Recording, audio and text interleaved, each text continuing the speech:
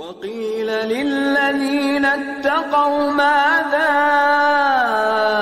أنزل ربكم قالوا خيرا للذين أحسنوا في هذه الدنيا حسنة.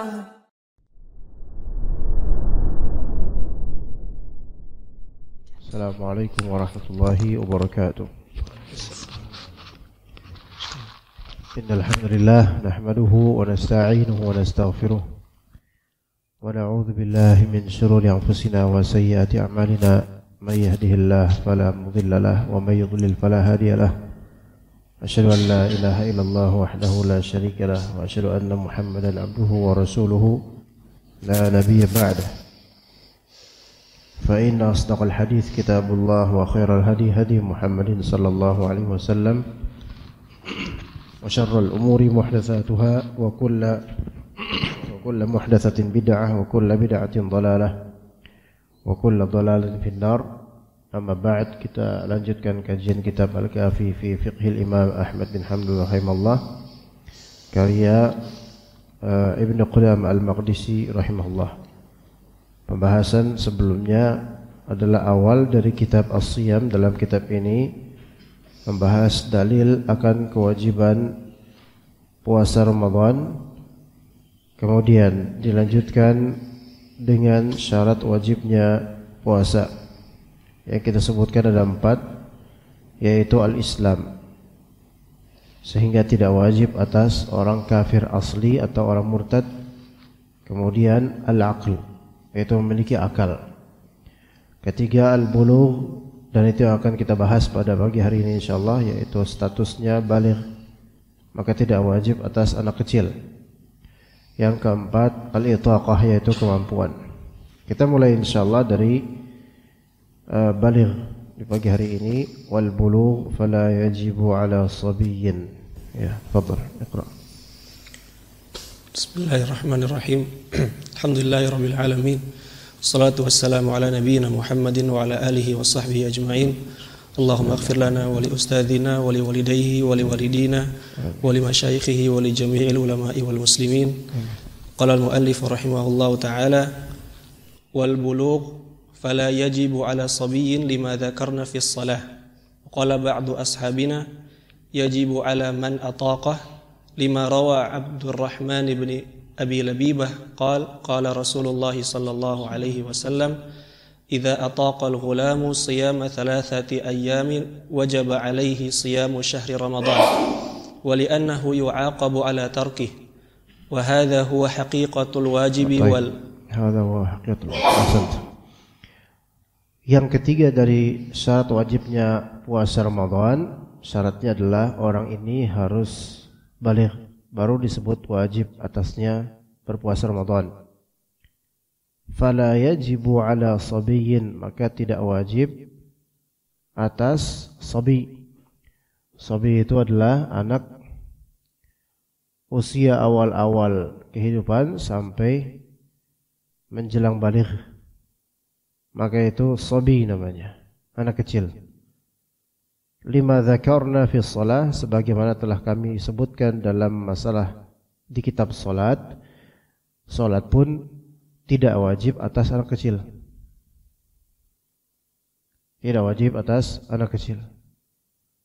Yang diwajibkan adalah orang tuanya memerintahkan dan mendidik anaknya untuk salat di usia 7 tahun. Dan boleh diberi hukuman berupa pukulan yang mendidik di usia 10 tahun kalau enggak mau sholat. Tapi untuk hak anak tersebut tetap belum wajib sholat. Belum wajib sholat, sebagaimana juga belum wajib berpuasa Ramadan. Ya, wa qala ba'du ashabina, sebagian dari ulama Hanabilah berkata, yajibu ala man ataqah. Ada pendapat ulama lain ini kita memperluas khazanah fiqih. Ada ulama yang berpendapat wajib atas anak kecil yang mampu. Wajib atas anak kecil yang mampu berpuasa. Diwajibkan bagi sebagian ulama, enggak semua ulama, beberapa ulama aja. Lima rawa Abdurrahman bin Abi Labibah qala Rasulullah, ada suatu hadis yang diriwayatkan oleh Abdul Razak As-San'ani dalam musannafnya, namun hadis ini dhaif. Rasulullah SAW bersabda, "Idza ataqal ghulam siyama 3 ayyamin wajaba alaihi siyamu syahri Ramadan." Jika ada anak kecil, kata Nabi SAW, hadisnya dhaif tapi jika ada anak kecil mampu puasa 3 hari, ya 3 hari berturut-turut mampu puasa, maka wajib puasa bulan Ramadan. Ya, ini salah satu pendapat ulama mengacu pada sebuah hadis yang dhaif. Ya, sebuah hadis yang dhaif. Dari hadis ini kan ada faedah. Sekiranya lah, seandainya hadis ini sahih, ya, ada faedah. Anak kecil kalau dia sudah mampu berpuasa 3 hari berturut-turut, itu menunjukkan dia punya kemampuan berpuasa berhari-hari. Kalau cuma sehari doang, ya, maka itu belum menjamin bisa puasa setiap hari. Apalagi kalau puasanya cuma separuh hari. Tetapi jika puasa bisa sampai 3 hari berturut-turut, maka berarti apa? Berarti wajib, berarti mampu dia, dan kemampuan itu kan syarat wajibnya puasa. Namun meskipun begitu, alasan lain selain hadis dhaif ini yang dipakai oleh ulama yang mewajibkan, alasan lainnya adalah wali annahu yu'aqabu ala tarkihi, karena meninggalkan puasa itu juga diberi hukuman. Artinya gini, ketika kita mendidik anak untuk sholat, ya, kemudian anak itu nggak mau, maka boleh mendapatkan hukuman, berhak mendapatkan hukuman, dan di usia 10 tahun hukumannya bisa dengan dipukul sesuai urf, ya, dipukul di sini, masuk ke dalamnya, disentil, dicewer dan semisalnya, asal tidak dipukul di bagian wajah dan tidak dipukul yang membuat cedera, tidak. Nah, maka kata ulama ini, orang yang atau anak kecil yang meninggalkan puasa juga berhak untuk dihukum ketika dididik untuk berpuasa. Wa hadza huwa haqiqatul wajib.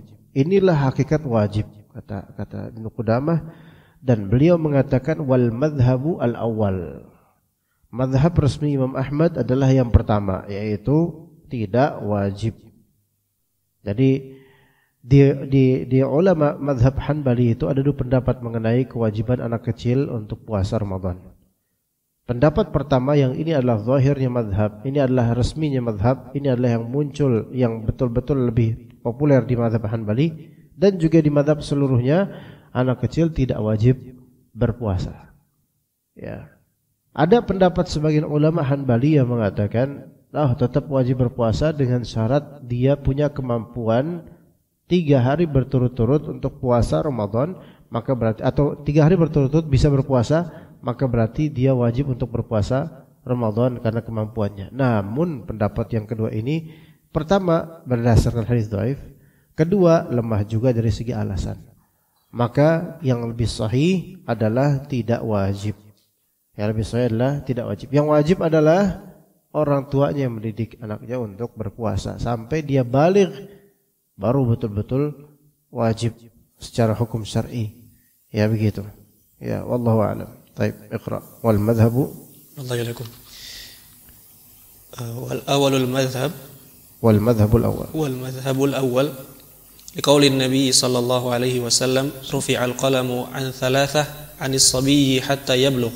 Rawahu Abu Dawud wa li'annahu ibadatun badaniyah falam yalzamis sabiyya kal hajj wa hadithuhum mursal. Thumma yuhmalu ala ta'kidin nadb. Kaqaulihi ghuslul jumu'ati wajibun ala kulli muhtalim. Lakin yu'maru bis sawmi idza ataqahu wa yudrabu alaihi liya'tadahu kas-shalah. Baik. Kata Ibnu Qudamah rahimahullah, wal madhhabu al awal. Dan madhab yang resmi adalah yang pertama, yaitu tidak wajib. Tidak wajib. Falam yalzam as-sabiyya kal hajj. Maka tidak lazim salah. Liqaulin Nabi sallallahu alaihi wasallam. Alasannya kenapa tidak wajib atas anak kecil? Karena perkataan Nabi SAW dan hadis ini hadis sahih riwayat Abu Daud, rufi'al qalamu an thalathah. Diangkat pena pembebanan dari 3 pihak. Anis sabiyyi hatta yablugh, dari anak kecil sampai dia usia baligh. Anak kecil sampai usia baligh. Maka ketika dia masih sabi, masih kecil, maka tidak diwajibkan atau dibebankan sesuatu pun. Tetapi terangkatnya pena di sini para ulama berbeda pandangan mengenai maksudnya. Ada yang mengatakan raf'ul qalam, yaitu terangkat pena di sini artinya lah tidak dibebani beban syariat. Itu pendapat pertama dan itu sahih. Namun juga ada yang berpendapat bahwa maksudnya adalah tidak dicatatkan untuknya pahala maupun dosa. Ini pendapat umum dari ulama. Dan yang lebih sahih wallahu alam adalah anak kecil betul tidak dibebani dengan beban syariat, terangkat pena syariat padanya, atasnya.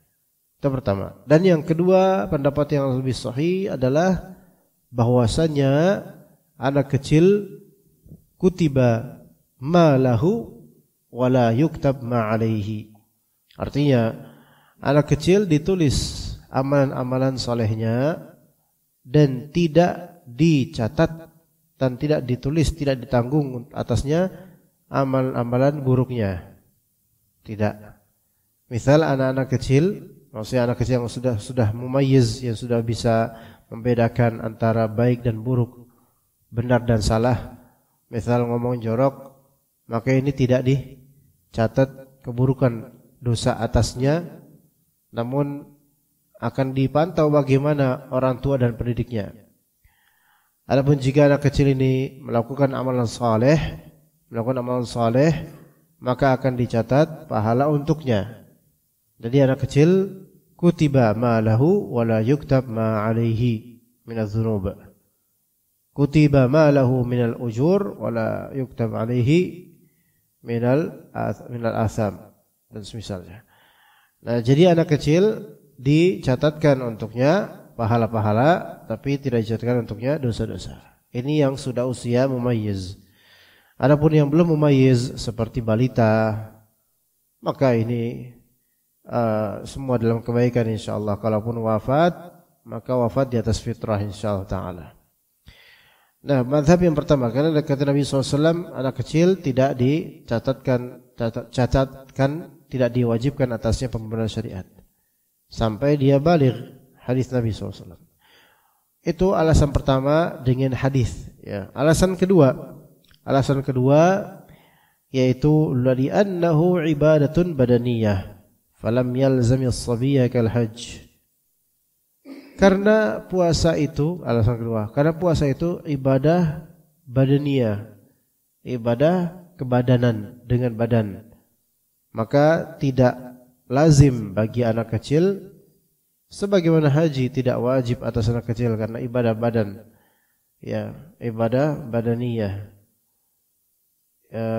Di sini perhatikan baik-baik ikhwan, dalam masalah ibadah terbagi menjadi 3 kelas atau 3 macam dari segi media ibadah itu digunakan atau media penggunaan terhadap ibadah tersebut. Ada 3. Yang pertama ibadah qalbiyah. Yang kedua ibadah badaniyah, yang ketiga ibadah maliyah. Ibadah qalbiyah yaitu ibadah yang hanya cukup menggunakan qalbu. Seperti tawakal, seperti berharap kepada Allah, seperti takut pada Allah, seperti merasa diawasi oleh Allah, seperti meyakini bahwasanya Allah Ta'ala akan menjawab doanya, dan seterusnya dari amalan-amalan qalbu. Ini ibadah qalbiyah. Dan ibadah qalbiyah ini adalah asal terhadap semua dari ibadah badani atau maliyah. Ya, jadi ibadah qalbiyah itu asas dan asal. Ya, asal mulanya dari situ. Kemudian yang kedua, ibadah badaniyah. Ibadah badaniyah ini adalah ibadah yang menggunakan media anggota tubuh, baik dengan lisan, tangan, dan seterusnya dari anggota-anggota tubuh selain dari qalbu. Karena qalbu ini bukan anggota, melainkan pemimpin anggota-anggota tubuh, pemimpin seluruh anggota tubuh. Maka kalau qalbu masuk dalam ibadah qalbiyah. Yang kedua tadi ibadah badaniyah, ibadah kebadanan, yaitu yang menggunakan instrumen anggota tubuh seluruhnya selain dari qalbu. Maka ibadah badaniyah ini menggunakan effort anggota tubuh. Kemudian yang ketiga ibadah maliyah, yaitu ibadah yang menggunakan instrumen harta, ibadah dengan harta. Ya, kadang ada ibadah yang harus menggunakan semuanya, ibadah qalbiyah juga, ibadah badaniyah juga, ibadah maliyah juga. Ada yang seperti itu. Nah, sekarang apa perbedaan antara ibadah badaniyah yang pakai badan dengan ibadah pakai harta? Ketika itu adalah kewajiban, ibadah badaniyah itu kewajiban, ya. Adapun ibadah badaniyah la yastawi atau la yastawi al-hukm baina as-saghir wal kabir. Kalau ibadah badaniyah tidak sama hukum ibadah badaniyah antara anak orang gede dewasa dan juga anak kecil, enggak sama. Ibadah badaniyah itu la yastawi hukmuhu baina al-kabir was-saghir. Enggak sama hukumnya antara orang gede sama anak kecil. Contohkan ibadah badaniyah, salat. Hukum untuk orang dewasa, orang baligh wajib. Untuk anak kecil tidak wajib. Puasa. Hukum untuk apa? Orang dewasa wajib. Karena puasa ibadah badan, dia termasuk badan. Kemudian untuk anak kecil tidak wajib. Apalagi ikhwan? Ayo sok, ibadah badaniyah pakai badan, apalagi? Haji atau umrah. Umrah singkirkan dulu untuk umrah karena khilaf di antara ulama akan kewajibannya. Haji misalnya, ibadah badan wajib atas orang dewasa ketika mampu itu pun, dan tidak wajib atas anak kecil. Tidak wajib atas anak kecil. Ya. Dan ulama berbeda pendapat mengenai anak kecil yang berhaji. Ini ada lagi nanti di kitab haji kapan-kapan, ya. Apakah itu sudah sah syarat sehingga enggak perlu haji lagi anak kecil, atau belum sah? Itu beda pendapat dari ulama. Apalagi ibadah badan, Anda tahu? Jihad tidak wajib bagi orang berusia baligh yang mendaftarkan diri atau ditunjuk oleh ulil amri, maka wajib. Tapi tidak wajib, bahkan tidak boleh untuk anak kecil. Ya, karena madaratnya lebih besar. Oke, kemudian taib. Ibadah tadi badaniyah. Sekarang ibadah maliyah, ibadah berkaitan dengan harta.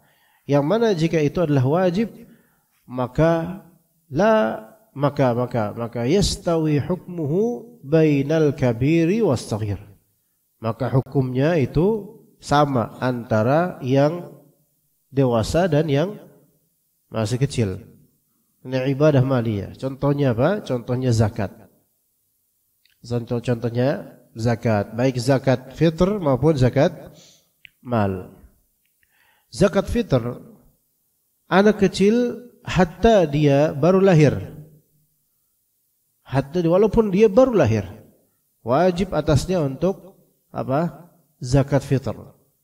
Namun karena anak kecil, bahkan jangan ikan yang kecil, yang sudah baligh pun tidak memiliki tanggungan harta, maka penanggungnya siapa? Kepala keluarga atau yang semakom dengannya. Kepala keluarga atau yang semakom dengannya. Kepala keluarga itu laki-laki kan biasanya, suami ya, bapak. Itu yang menanggung karena semua penghasilan dari dia. Gitu kan? Atau yang semakom dengannya, yaitu semakom yang semanzilah, yang sederajat dengannya, misalnya seorang janda tidak punya suami. Maka ya dialah yang kemudian yang akan membayarkan zakat fitr itu. Ini ibadah maliyah. Yang asli kewajiban itu untuk seluruh dari individu keluarga walaupun masih kecil. Bahkan sampai ada yang mengatakan dari ulama, bahwasanya kalau misalnya bayi masih di rahim dan dia sudah memiliki nyawa, sebagian ulama sampai ada yang berpendapat bahwasanya itu juga ada kewajiban zakat atasnya yang dibayarkan oleh walinya atau kepala keluarganya. Ya begitu. Itu salah satu pendapat ulama. Pendapat ulama lainnya bilang mengatakan tidak dong. Dia lahir aja belum kok sudah diwajibkan zakat kan gitu. Ya. Mungkin pendapat yang kedua ini lebih sahih. Baik, kemudian apalagi zakat mal. Tadi zakat fitr, zakat mal. Zakat mal juga begitu. Yastawi hukmuhu bainal kabir was saghir. Hukumnya sama antara dewasa dan anak kecil. Ini penting juga diperhatikan. Ada anak kecil yang terlanjur kaya. Mungkin karena warisan dari bapaknya almarhum. Dan dia dapat warisan ratusan juta misalnya, dan ditabung di rekening anak atau dipegang oleh walinya, yaitu mungkin ibunya atau pamannya atau orang yang diwasiatkan untuk menjaga dan mengelola hartanya. Anak kecil ini, karena bapaknya dulu orang kaya banget, dan anaknya ini mendapatkan asabah, yaitu sisa dari warisan yang tadinya diberikan ibunya 1/8 dari warisan, dan tidak ada ahli waris lain. Dia mendapat berapa dari 1/8 itu? Sisa dari 1/8. Sisa dari 1/8. Misalnya ayahnya itu punya berapa? Punya berapa kira-kira kok 1/8 nanti ininya? Punya 16 miliar misalnya. Punya 16 miliar. 1/8 dari 16 miliar berapa, Pak? 2 miliar, benar? 2 miliar. Maka anak ini punya berapa? 14 miliar. Nah, kemudian antum berebutan untuk menjadi walinya. Dan antum menikahi ibunya kemudian. Antum pegang duit anak tiri antum, subhanallah. Ya, betapa luar biasa nikmat, menjama antara nikmat demi nikmat. Ya, kemudian 14 miliar itu antum pegang. Tapi pegang ini enggak boleh ya, dimakan sendiri, dikelola. Di awal surat An-Nisa itu sudah disebutkan oleh Allah Azza wa Jalla. Antum kelola di sini. Nah, 14 miliar ini wajib enggak zakat? Wajib enggak zakat? Wajib zakat. Tapi kan dia masih kecil, belum tahu, hatta belum tahu apa-apa. Maka suatu ibadah maliyah, ibadah kehartaan, ketika sudah ada kewajiban atasnya, maka tidak mengenal usia. Beda dengan kewajiban untuk ibadah badaniyah, badan. Nah, begitu ya. Jadi ibadah maliyah, ibadah kehartaan itu tidak mengenal usia, tua ataupun muda, anak kecil maupun dewasa, maka itu tetap wajib atasnya untuk menunaikannya, baik itu zakat fitr, baik itu zakat mal, ya, dan lainnya. Taib. Kemudian li'annahu ibadah badaniyah, karena puasa itu adalah ibadah kebadanan. Yang mana ibadah kebadanan itu anak kecil tidak diwajibkan atasnya. Falam yalzam as-sabi kal hajj, seperti haji. Anak kecil tidak wajib atasnya. Itu alasan kedua. Kemudian kata Ibnu Qudamah, wa hadithuhum mursal, dan hadis mereka, untuk hadis tadi dari Abdurrahman bin Abi Labibah, kata Nabi SAW, idza ataqal ghulam siyam 3 ayyam wajib alaihi siyamu syahri Ramadan.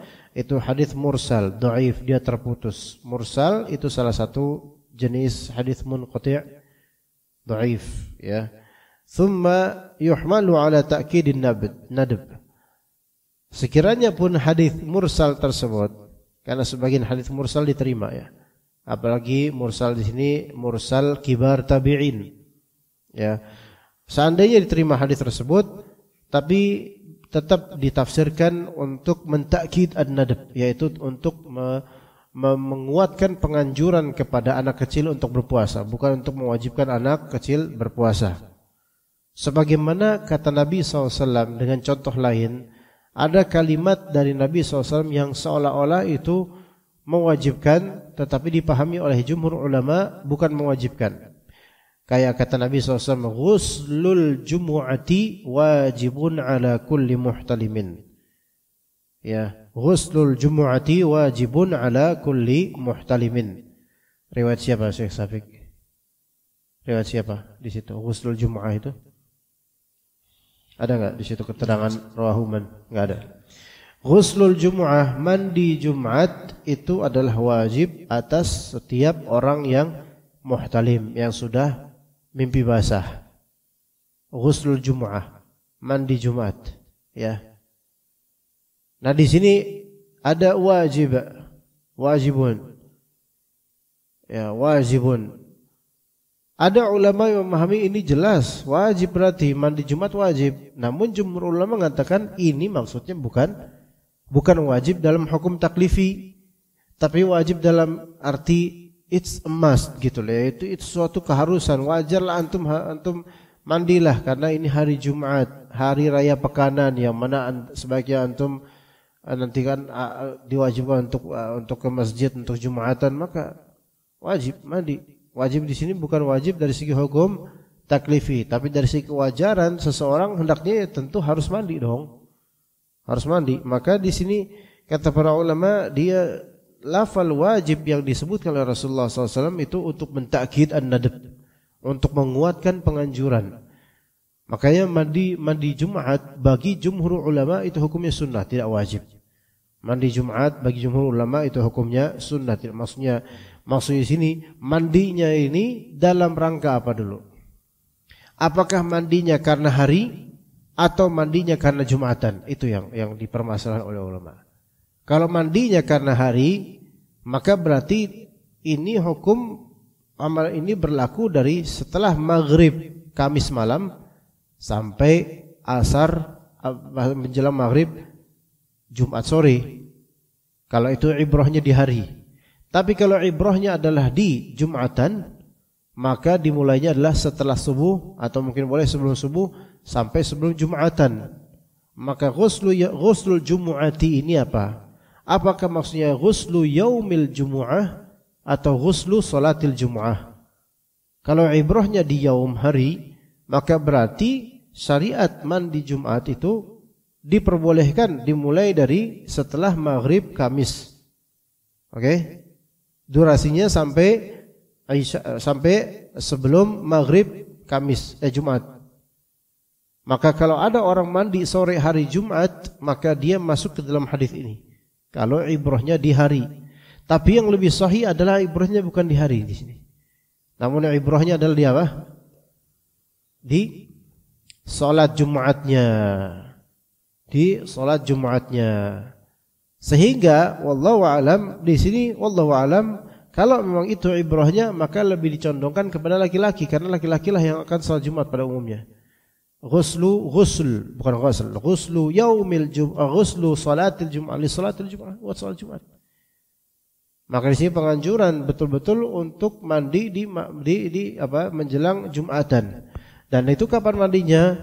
Imma sebelum subuh, imma setelah subuh atau di waktu duha. Pokoknya sebelum dia berangkat Jumatan.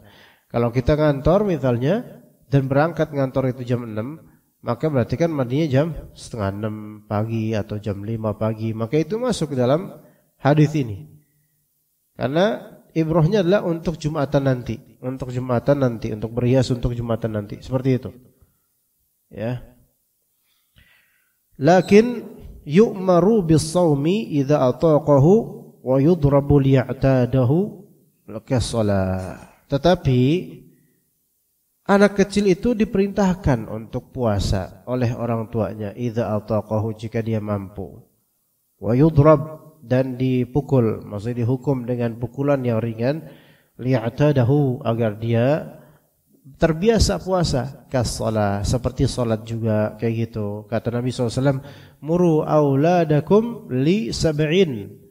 Muru auladakum bis salati li sab'in. Perintahkanlah anak-anak kalian untuk bersalat ketika usia 7 tahun.